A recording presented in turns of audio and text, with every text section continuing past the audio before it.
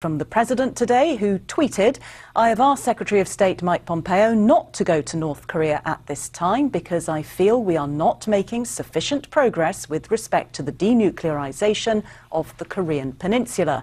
He then went on to place much of the blame on China and ended by sending his warmest regards to Chairman Kim.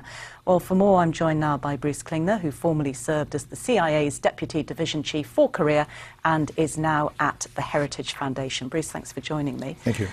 What do you think prompted this? Well, it really came as a surprise, coming only 24 hours after naming a new envoy to North Korea and affirming the Secretary's trip. Perhaps the President has seen it at a tactical level that it's a negotiating or a leveraging action, in that previously when he canceled the summit, North Korea came back and sent a more congratulatory and warm message than those before. So he may feel that he's going to get some leverage over North Korea, that they'll come forward with a better negotiating position for the U.S. So is he right to call off the trip?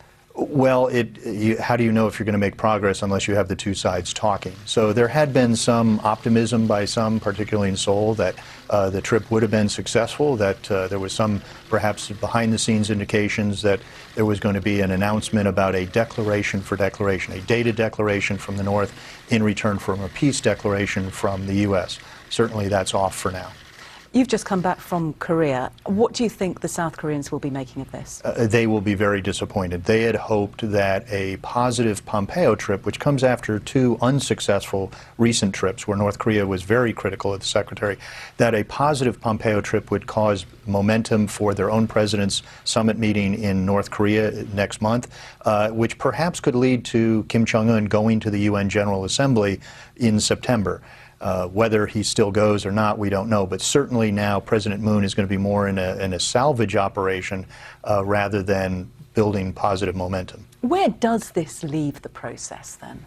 It leaves it with a far longer, far bumpier road ahead of it than President Trump had earlier indicated. He had claimed great success after the Singapore summit, and today's tweets are really the first time he's acknowledged that the process is not going well.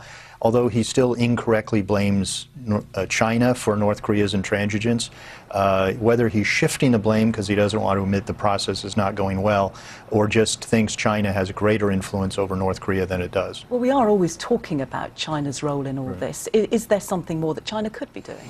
Well, China could be more fully implementing required UN sanctions, and for the U.S.'s part, there's much that we could be doing against Chinese violators of U.S. law.